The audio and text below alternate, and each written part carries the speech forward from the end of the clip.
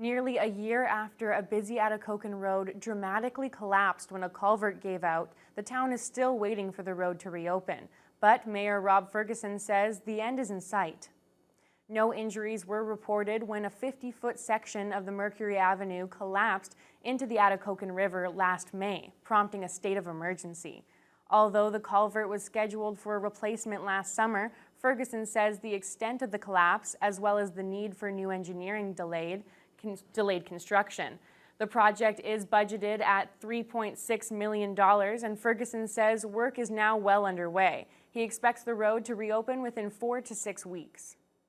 It's not digging a hole and putting a round culvert in. It is concrete work. It's made to last 50, 60 years. It's going to be wider, so there's going to be a walking path on the side because it was a kind of a bottleneck with people, foot traffic on that bridge. So it is going to be bigger and better, and it's going to be well worth the wait.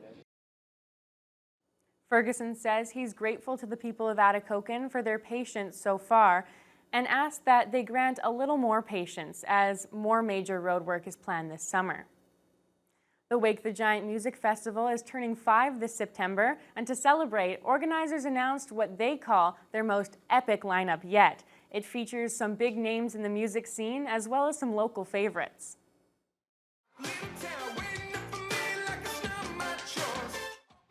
Canadian band the Arkells will be the headlining act for the festival. The Hamilton group tops the lineup that also includes electronic dance group Galantis and fellow Canadian pop band Walk Off the Earth. Also on the bill are returning favorite DJ Shub, The Common Man, Chester Knight, and Thunder Spirit. The festival organizers from Dennis Franklin Cromartie High School say the goal each year is to include at least 50% Indigenous content to the lineups. We're also using the festival to educate people. So we're trying to get different age groups to attend the festival so we can also educate them about First Nation issues in this country and some of the challenges that our students face. There's a lot of sides to Wake the Giant, but another super important part is acting as an orientation and kind of a welcoming party for our kids to make sure that they do have a soft landing when they're here for school and that they're welcomed in a really good way and that they're excited to be part of the community. I feel great whenever I go to the festival. I feel like I have a place there. I feel like I don't stick out like a sore thumb. So Wake the Giant definitely is more than just the music and the headliners. We're giving you a space here. Organizers are also unveiling a mystery artist in the next couple of weeks to build interest in the 5th anniversary of the popular event. The concert happens on September 14th at Marina Park, and tickets are on sale now at the Wake the Giant website. Kiiwetinoong MPP Sol Mamakwa is taking issue with the recent announcement about the plans to build a Honda battery plant, which could use critical minerals from Northern Ontario. Premier Doug Ford and Prime Minister Justin Trudeau were all smiles at the news conference, but Mamakwa says the two governments still haven't gotten the green light from all First Nations in this region.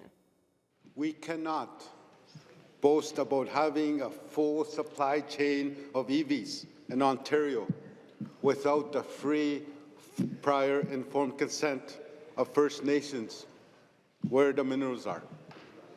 Can this government confirm that you have the free, prior informed consent of all First Nations in the North for mining for EVs? The member knows quite well that we have been, the Minister and the Premier, have been working very closely with First Nations because we understand how important it is to unlock the resources of the North to power not only the economies of Northern Ontario, but to help empower the manufacturing might of Southern Ontario. That is why we are working very closely with First Nations partners in that area who have told us that they want to be partners in helping unlock these resources for all Ontarians and for First Nations communities.